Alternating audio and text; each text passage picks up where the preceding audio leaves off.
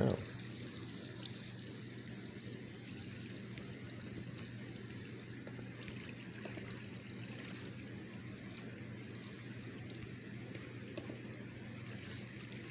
There you go. Neat.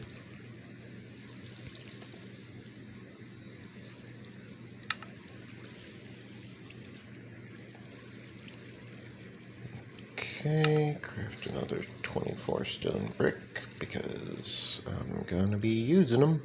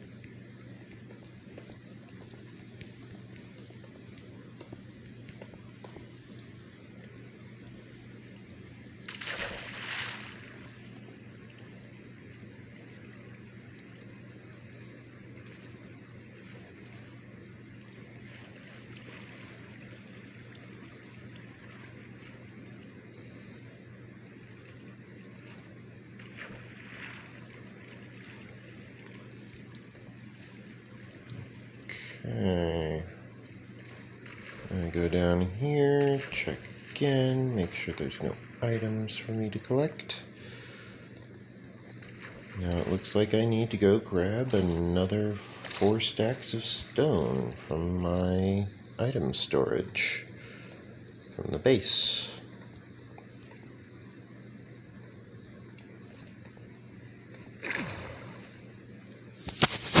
This build does not look as though it would use this much stone, but it most certainly is using this much stone. Which is a little bit disconcerting, but that's alright. We shall make do with what we have, as they say.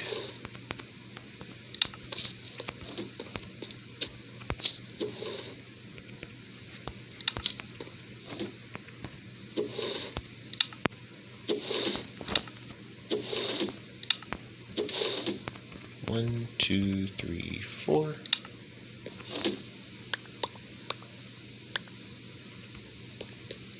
A little bit of lag there, but that's okay, I think.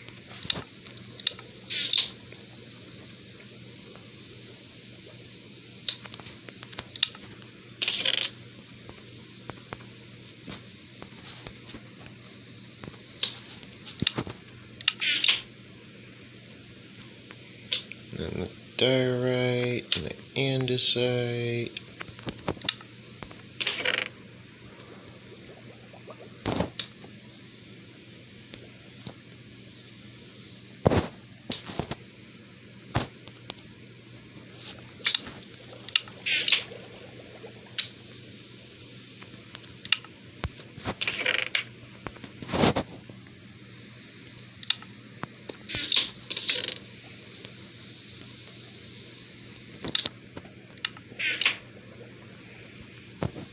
Get everything all filtered and sorted and properly put away. And then we want to go up here because we want to build the remaining parts of this kill chamber.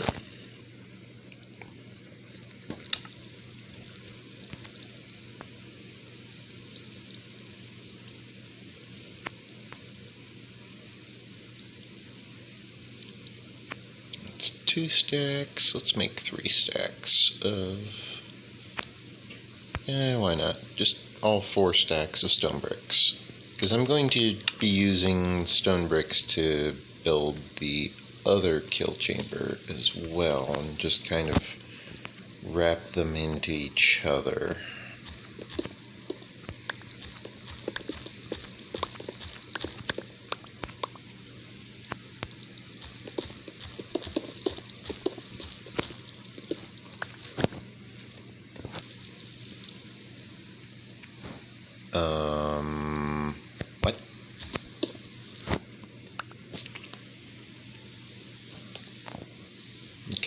First of all, it moved me over. Second of all, it's not supposed to be moving me like that.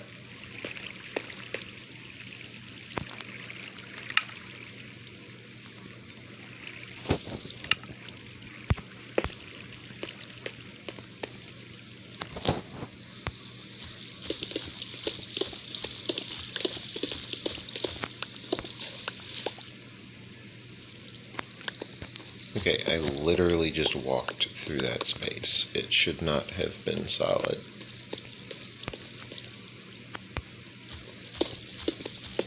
This is what I'm talking about when I say that I've been getting some weird levels of lag.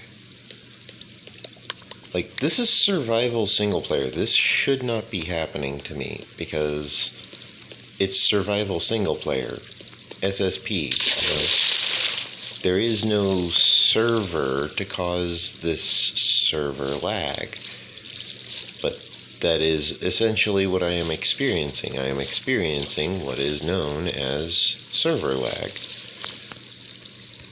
But I don't have a server to experience that lag through. Therefore, mystery lag.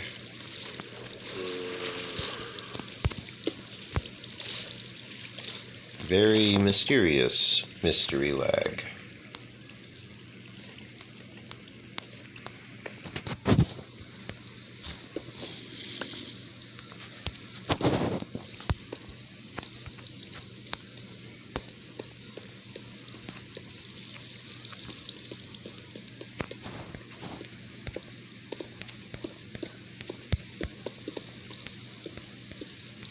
Fortunately, however, I am more than equipped to deal with such situations because I have basically just drastically overprepared for this.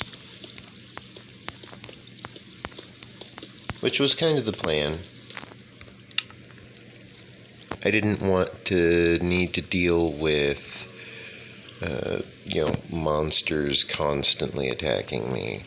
I didn't want to need to deal with, various forms of combat constantly occurring. Therefore, I just kind of forced it to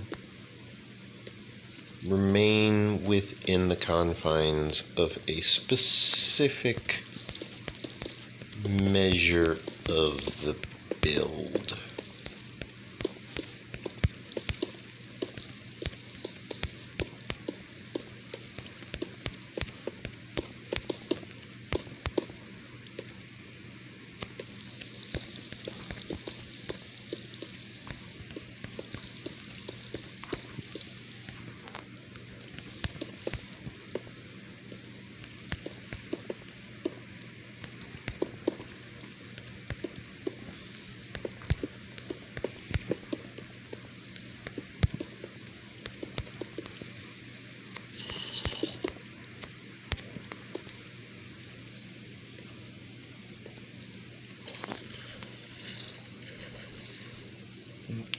Okay,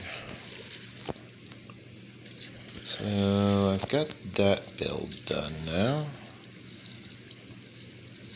Now I've just got to do this one, and then I shall be pretty much done with building this entire thing up.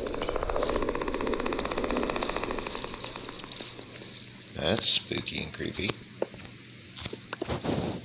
Spooky, creepy sound effects.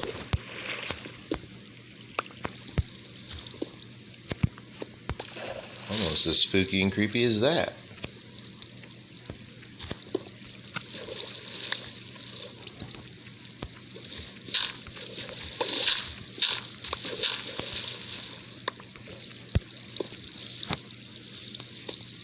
Just digging straight up and out of nowhere, gravel. It's It's like, oh boy.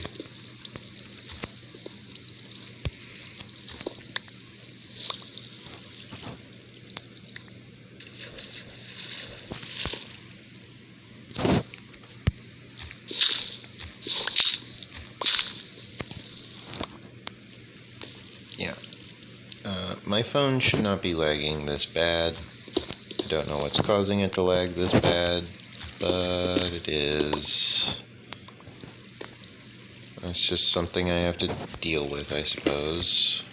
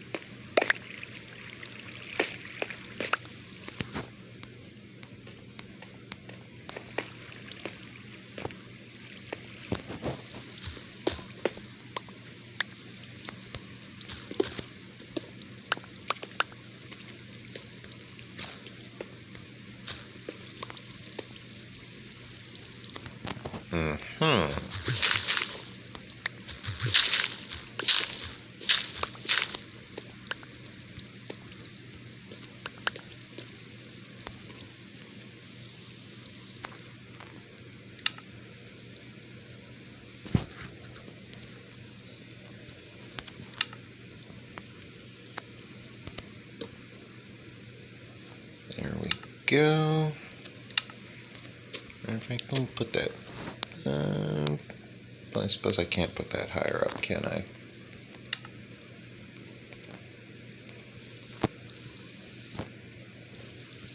Oh well. Let me just put that there.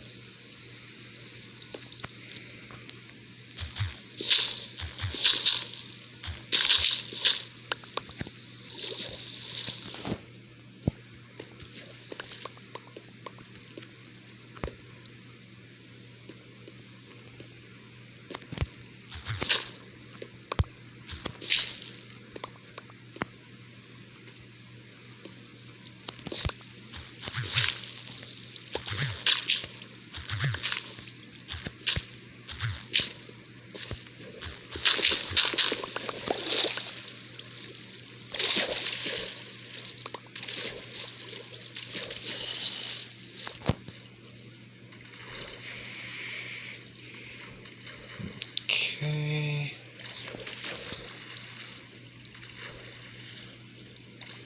Looking good so far.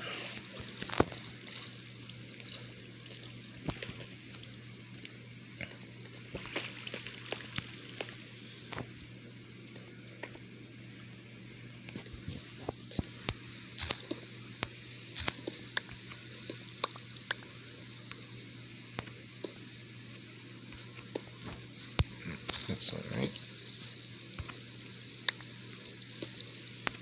Yeah, I'm definitely getting a lot of lag.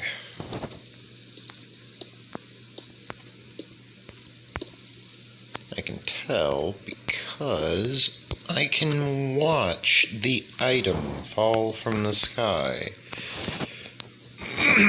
Which is not something normally you can do in Minecraft. That's not normal behavior for an item. Normally falls far too fast for you to actually watch the item fall.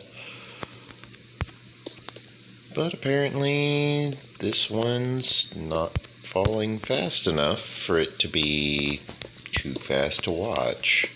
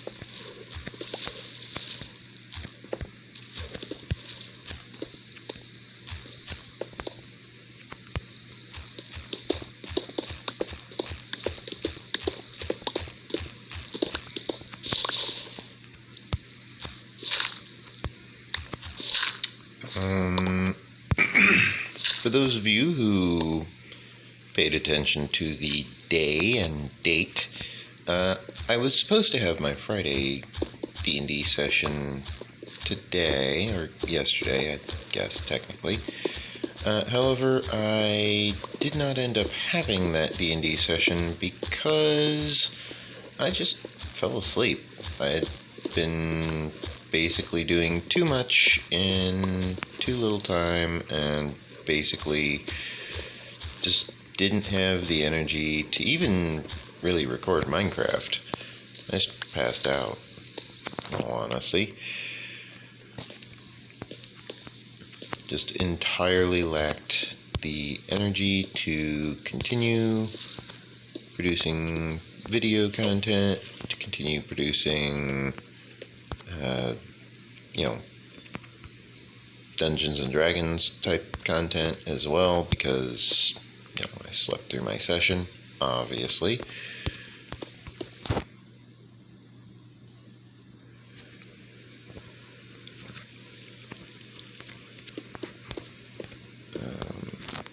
This means that as far as the story progression goes in my Dungeons and Dragons campaign, the players are still basically waiting to get into the Dwarven settlement, which they have been trying to reach for a while now. Longer than they know, in fact.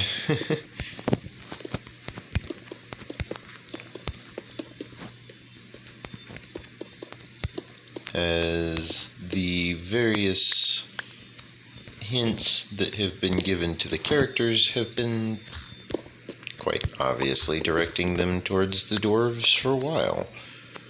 The players just never really seemed to piece together that the dwarves were the next location that they should be heading towards.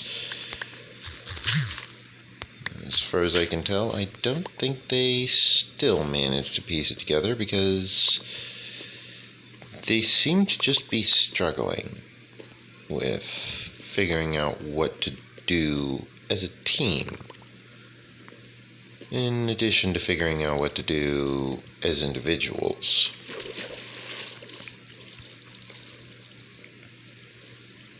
Which is kind of sad, because I haven't exactly made it a difficult puzzle to, figure out. It's actually been quite the easy puzzle for them to figure out. They just haven't figured it out.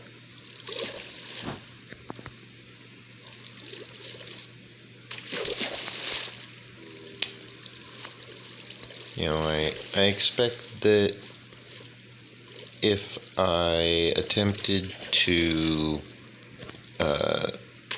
give my players some form of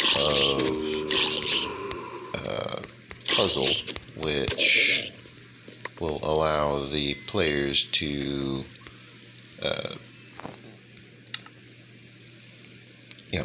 have some clue as to what they should do next, I worry that the players just wouldn't be able to figure it out. Because for whatever reason, they just can't seem to be able to figure things out. Unless I just tell them. Which is kind of sad, because that means my players aren't thinking for themselves. Which detracts from the fun of the game, because players are supposed to be thinking for themselves. They're supposed to be figuring out how to progress with the story that their characters are building for themselves. Dark Chaos, for example, being a bronze dragonborn, or I think it was a bronze. It's either bronze or brass. I always forget which, but it's the one that does the lightning. Therefore, it's really easy to remember which, because the other one does fire.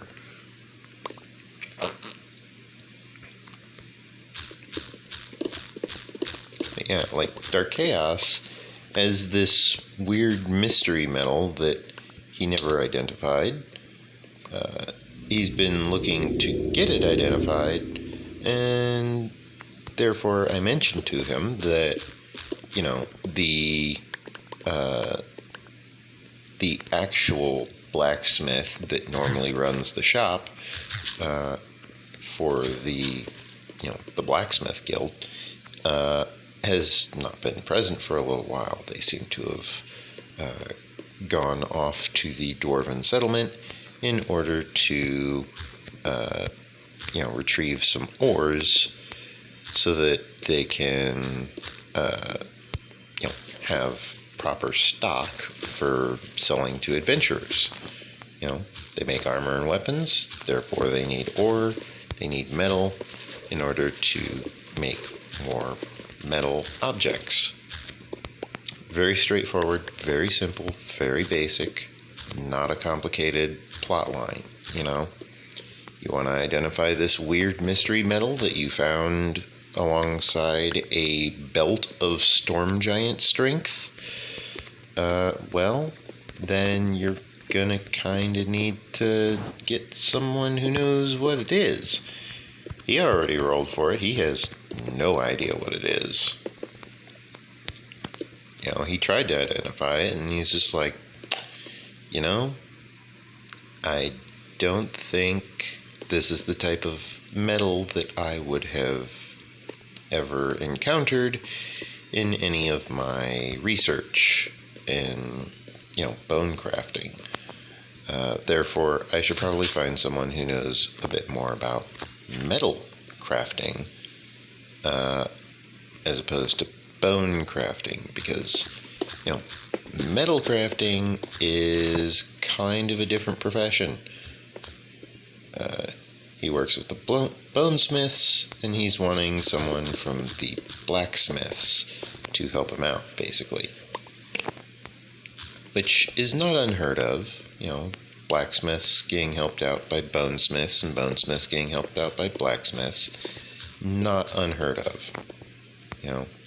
It is a decently common occurrence that the two groups will work together.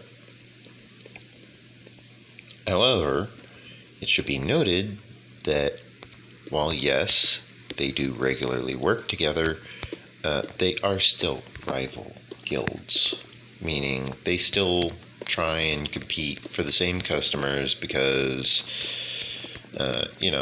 if someone has bone plate armor, are they going to look into buying metal plate armor? No, they already have bone plate armor. Are you kidding me? They've got plate armor already. And it's like, well, that's great for you, but what about my shop? Oh, well, I guess you're just not getting that customer? ? It's like, oh, great. So I just need to go and get a different customer instead. So they're competing for the same customers, basically, because, there's only so much armor and weapons to go around. The bone crafters will be a lot more influential in the dwarven settlement because of the fact that bone crafting means that you're somewhat immune to the problems caused by various oozes and slimes, especially in the realm of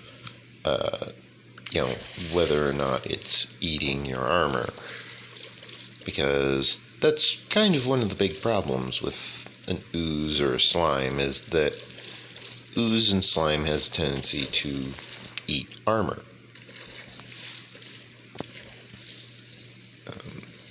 You encounter a rust monster and all of a sudden your plate armor is worthless because the rust monster just caused it all to rust, and then it ate the rust, and now you're just not wearing any armor because the rust monster ate it all. And it's like, oh, great. What next? Well, next up, I believe, would be the Illithid. It's like, oh, there's more. Yes. Welcome to the Underdark.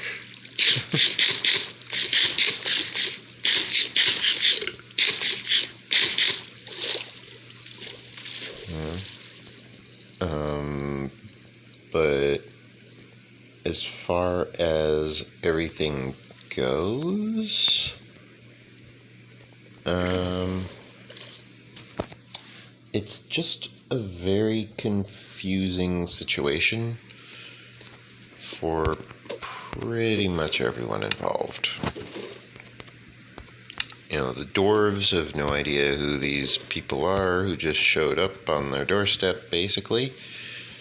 The people who just showed up on their doorstep barely understand that this is the dwarven city that they've been heading towards.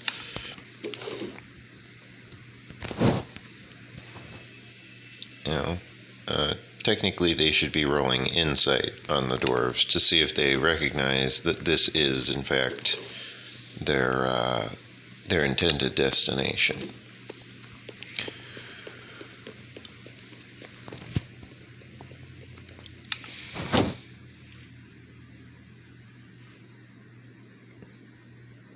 Because otherwise their characters just don't know. They've never been here before. Therefore, how could they ever know? You know? How could they possibly know that this is the location that they're looking for if they've never been here before? They couldn't. That's the basic answer of it. They couldn't know. There's no possible way that they could.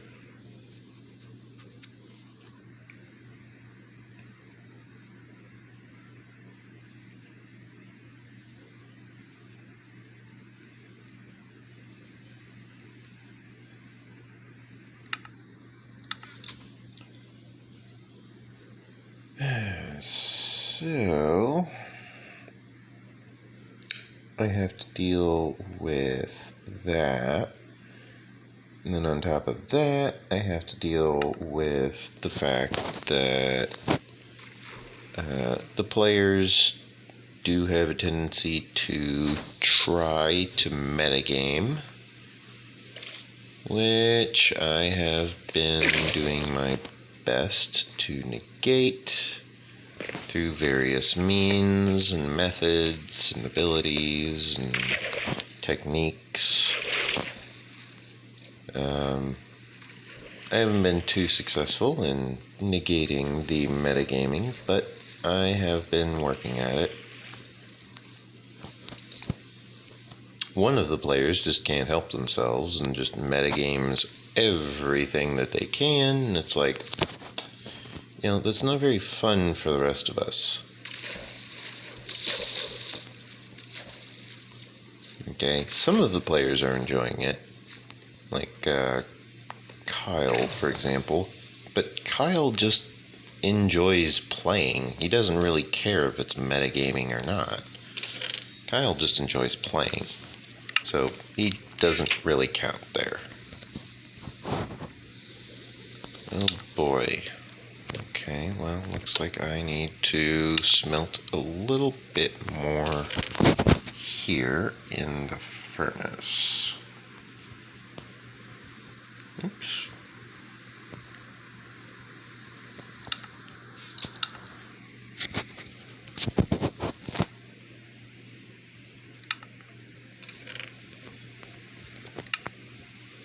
Yeah, Kyle just doesn't get to play very often, so of course Kyle just enjoys playing. Kyle doesn't really care if it's metagame or not. But I am trying to create a world where it's very in-depth and very well made and very well thought out, with lots of intricate checks and balances, and you know, all of the players will have to worry about certain things that they're doing that they haven't quite figured out that they need to worry about yet. They have started to realize that, perhaps the things that they're doing have further reaching consequences, because they've started doing things where it's like, wow, you're letting me get away with this? And I'm just going, letting, sure.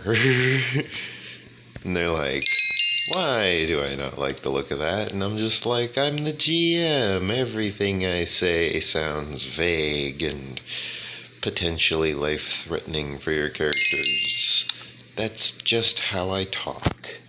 I always respond in... I have a tendency to always respond in vague or partial truths, where it's like, oh yeah, your character's totally rich in soul, because if they were rich in money, then your character would have issues with rogues robbing them, and they'd be like, oh yeah, I suppose that's an issue, isn't it? It's like, yeah, it's a big issue. Especially for your character, because your character has to sit there and figure out, who am I running from today?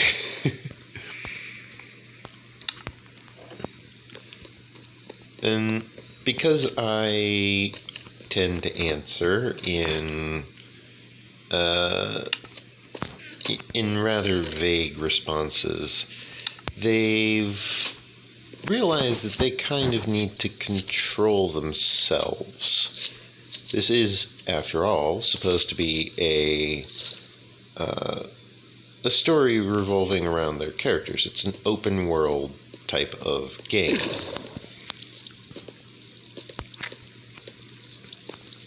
It's not your average type of D&D where just anything can happen. Instead, this is the type of D&D where, yeah, anything can happen, but your actions have consequences still. And they're starting to realize that. They're starting to learn that. They're getting better at it, navigating all of the various deeds that they are performing.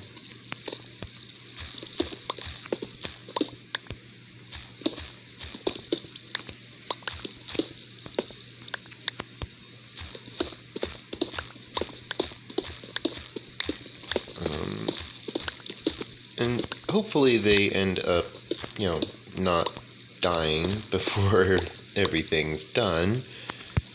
But if they don't, then that's fine too, because their characters will at least have made an impact on the world. They will have left their mark, as it were.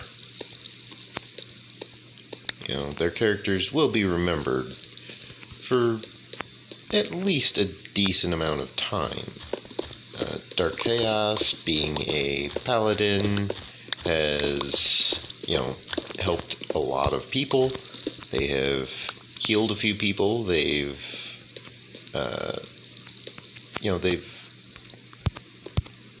met enough people and left enough of an impact on people that Dark Chaos will, at the very least, get remembered in-game, like in the campaign. Silver, the forest gnome rogue, has gone and recently started an apothecary type shop, selling poisons and various other materials for medicinal use. For example, his character is vaguely aware that certain poisons in smaller doses can be used for healing.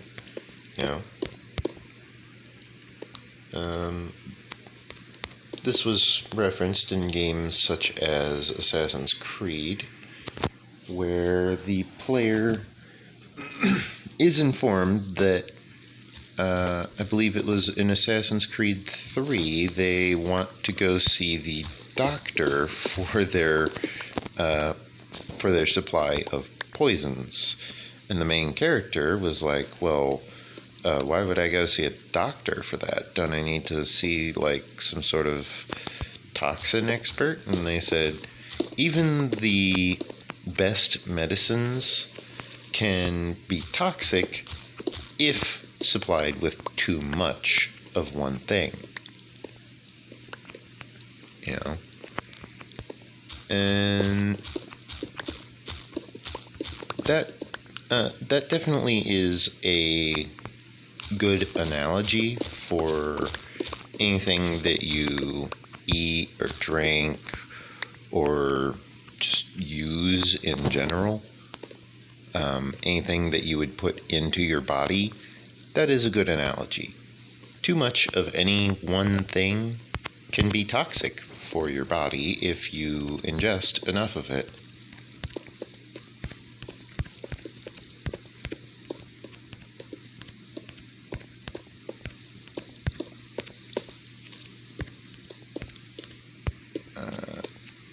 And if you're wanting a different comparison for some way to use that as an analogy of some form, a better analogy would quite possibly be that if you do nothing but play, for example, Super Mario World, then that's great. You know, you're going to be really good at Super Mario World.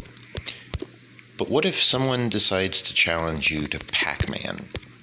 You're probably not going to be very good at Pac-Man because all you've played is Super Mario World. You don't have skills with Pac-Man. You don't have that varied skill set that gives you the advantage over your opponents in Pac-Man because you stuck with Mario and you kind of just did Super Mario World all day, every day, nonstop. Which is great for Super Mario World. But what if the challenge isn't for Super Mario World? Suddenly you're at an impasse. You have a problem. You know? Suddenly you realize that, you know, Super Mario World wasn't everything you wanted. There was more. You know, it wasn't just Minecraft. It wasn't just Super Mario World. It wasn't just one thing. It was a lot of things. It could have been a lot of small things. It could have been a lot of big things. But it was a lot of things. And as you come to realize this, you're going to find yourself kind of wishing that you had prepared a little bit better and a little bit more. Because you're going to find yourself wanting to have some method of being able to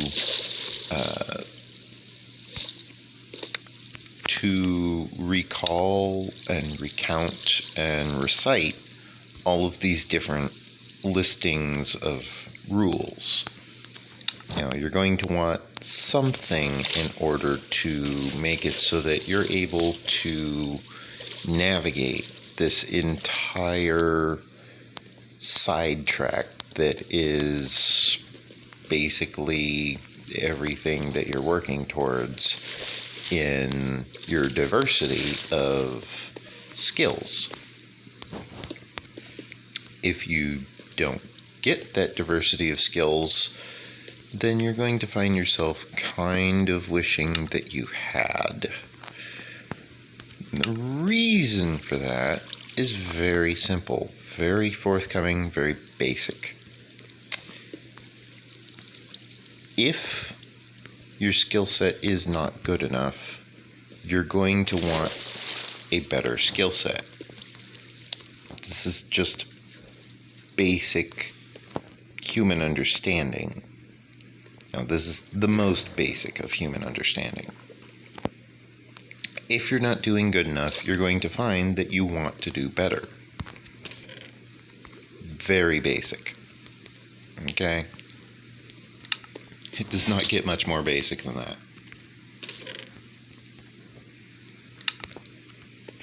But if you're doing better, you're not really going to notice every single little adjustment that's being made, because you're already doing better. You're already being better.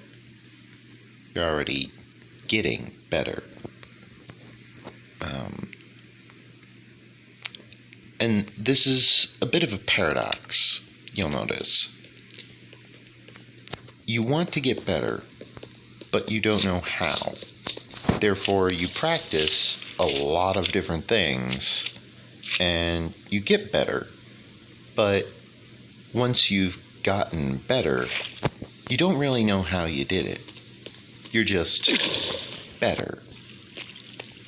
And therefore, when you try and explain how you got better, you're stuck with a bit of a conundrum, as you're trying to explain something that you don't have the words for.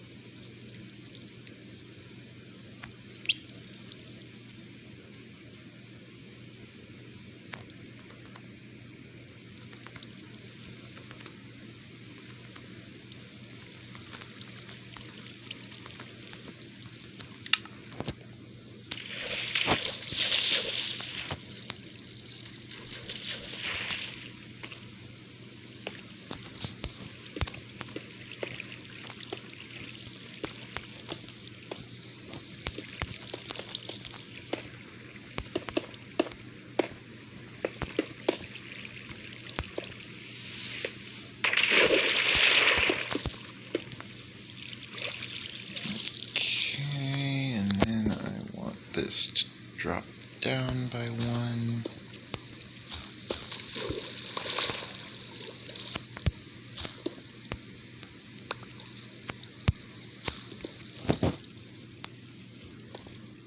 Oops.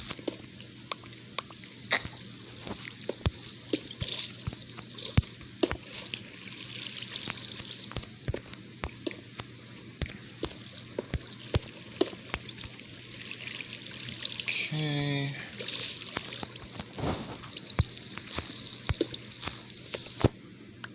Now, I want to go over here.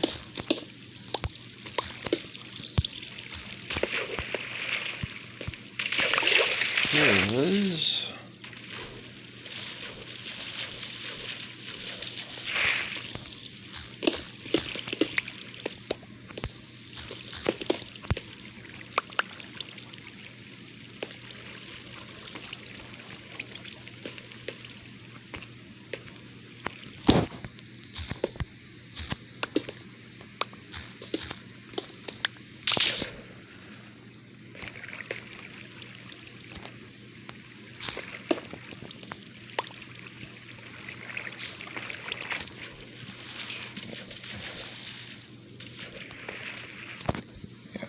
I want to go filling in all of this, because I don't want the skeletons to be really bouncing around in the water stream, if at all possible. There's going to be a few sections where they have the opportunity to bounce around, such as these little sections where the water level will drop. Those sections are obviously going to allow for the skeletons to just bounce in the water.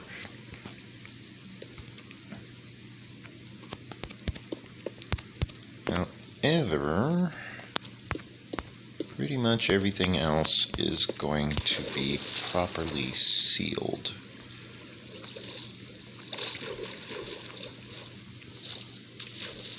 As a matter of fact, it would seem that this is in fact the last little bit that I need in order to finish this skeleton spawner. It loops around, goes down into here, and then just need to feed it into the proper location.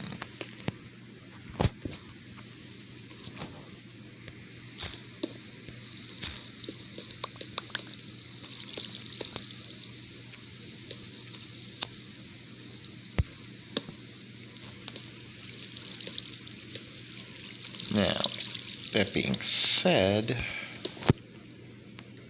proper location is a kill chamber. And if I go far enough to the north here, I should, in theory, eventually, find myself staring into my own base.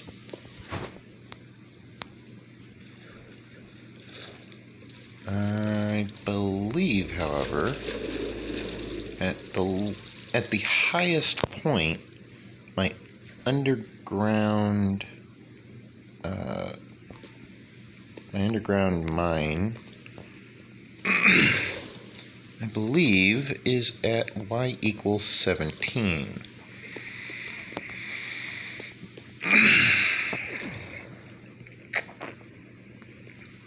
Which means that the point at which I want to have all of these monsters basically, getting slaughtered is probably somewhere near the bedrock layer.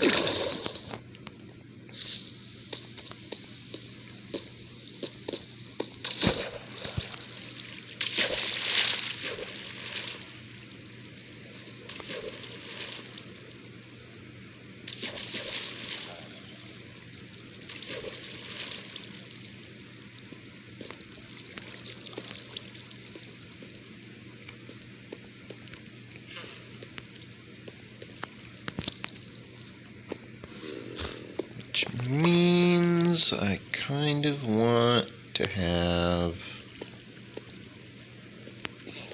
water sources over here, pushing them this way. 1, 2, 3, 4, 5, 6, 7.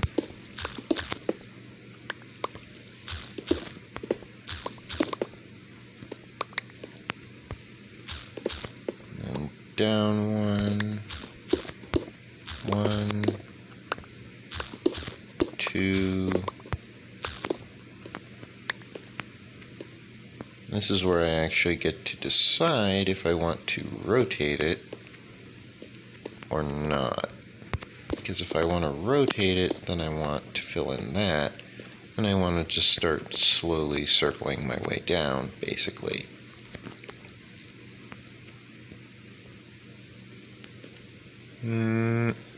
I think I'll keep going straight.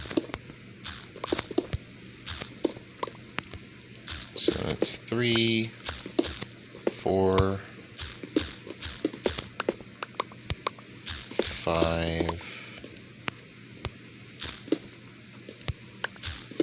6, 7, and then I want it to drop 1,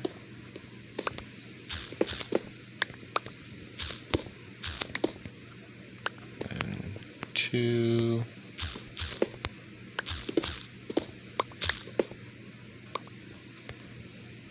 3.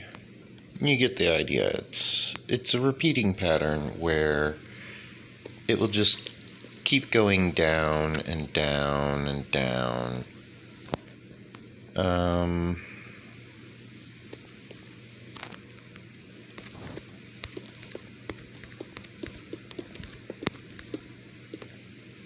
I don't think this is quite the pattern I want, though.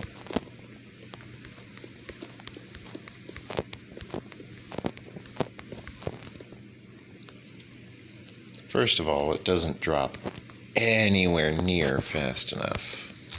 It's not a steep enough incline for my needs. What I need is something steeper, something much more drastic than this.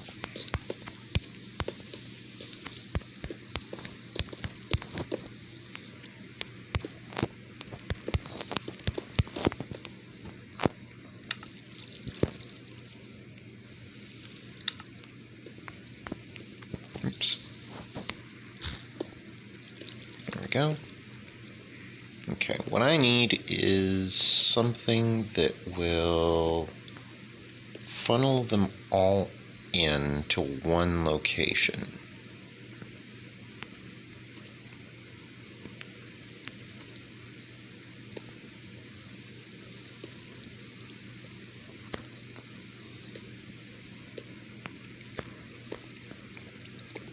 And then just kind of drag them down to their doom.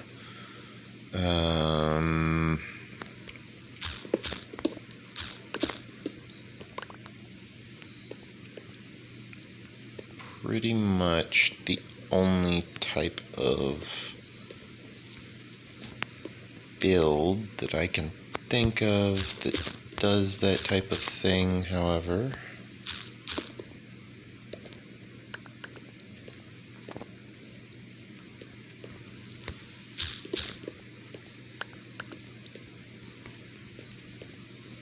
Is one where I force the spiders to basically not be able to climb back up.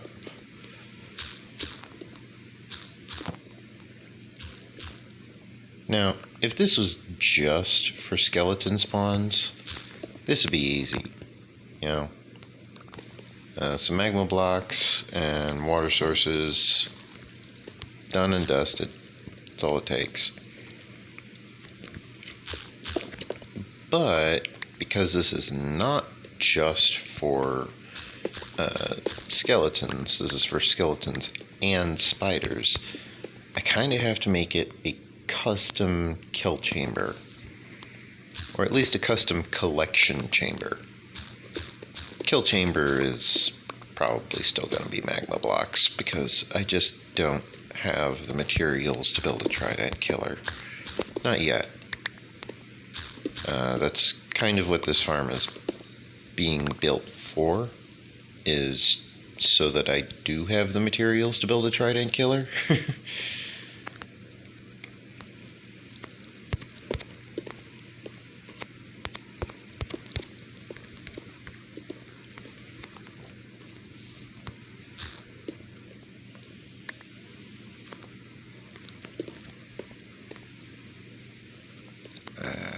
I didn't dig in far enough on this wall.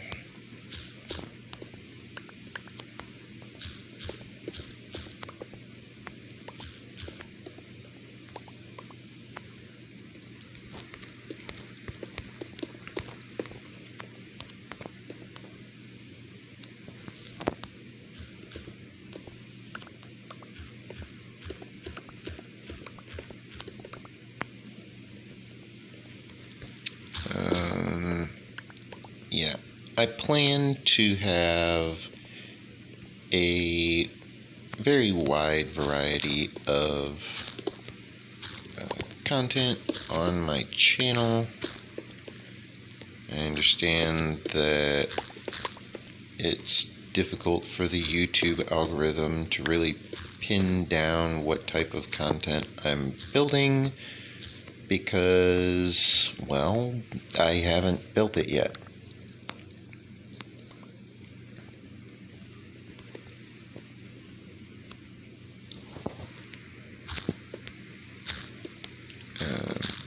That being said, the YouTube algorithm seems to struggle with figuring out the difference between Minecraft and Minecraft Bedrock Edition.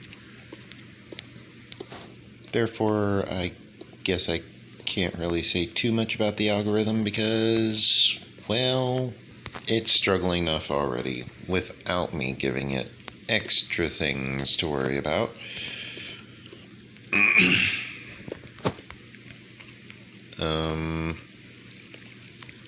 However, it would be nice to have some input from my viewing audience about what kind of content they wish to see on my channel. I understand that YouTube can be quite the confusing locale for a wide variety of content and wide variety of material. YouTube is able to provide a meaningful resource where people are finding themselves able-bodied and willing and ready to take on a large variety of tasks. These tasks can be anything from simple home repairs to constructing things in the middle of nowhere. I've seen a wide variety of material available on YouTube. I understand that YouTube is quite the amazing location for such activity. For such research, for such building projects. Anything from ask this old house to just plain old building a cabin in the middle of nowhere and out of logs and stuff that you find on the property. YouTube has a very wide assortment of options.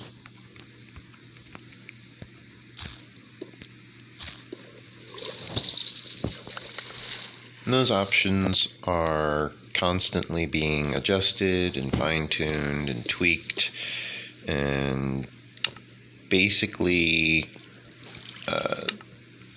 everything is being made as though you're able to have some form of control over what you're doing, over what you're building, over what you're researching. And that research goes a long way. There is a lot of things that you can do that most people wouldn't even consider as an option until they've done all kinds of other things. Some people would find it difficult to fathom just how any one person could feasibly find themselves taking part in any of this type of content.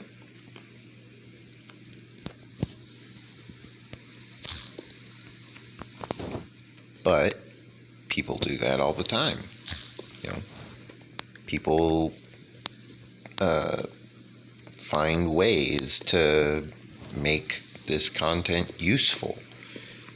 People find ways to make it so that they're able to take this content and make something that can, really withstand the test of time, as they say.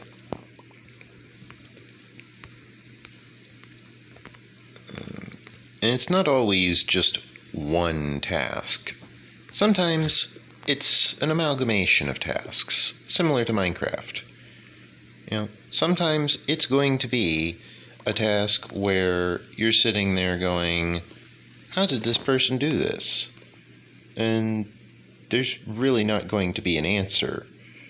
It's just going to be, this person did this. Just no answer for how.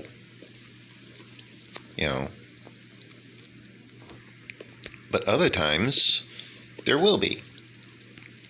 And it's in those times that you really gotta kind of pay attention to what you're doing. Because those are the times that it becomes kind of relevant, kind of important, that, you notice how such things are being done.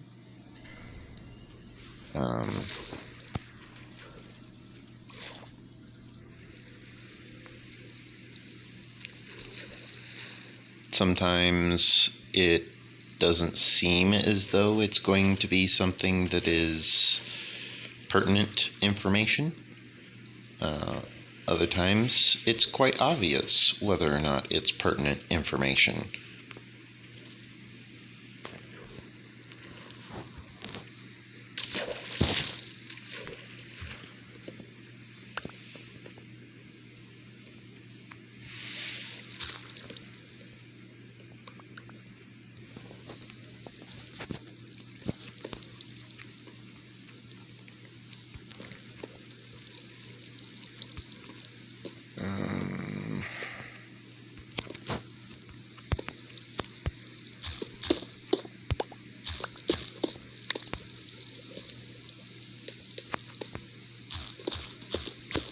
Mostly I'm currently thinking about how am I going to have these water sources all basically flowing into the same location. And from what I've gathered, I want that same location that I just mentioned to be right here.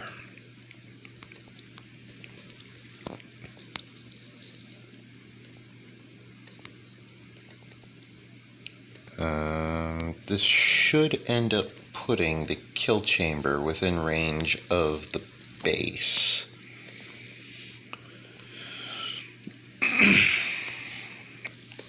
And then I just need to basically excavate back this far.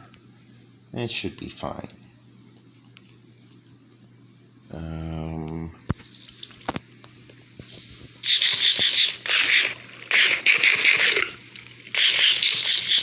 However, I do need to make sure that I take care of certain situations first. For example, I need to fill in all of the stone brick in order to prevent things from going awry. Yes, such as this.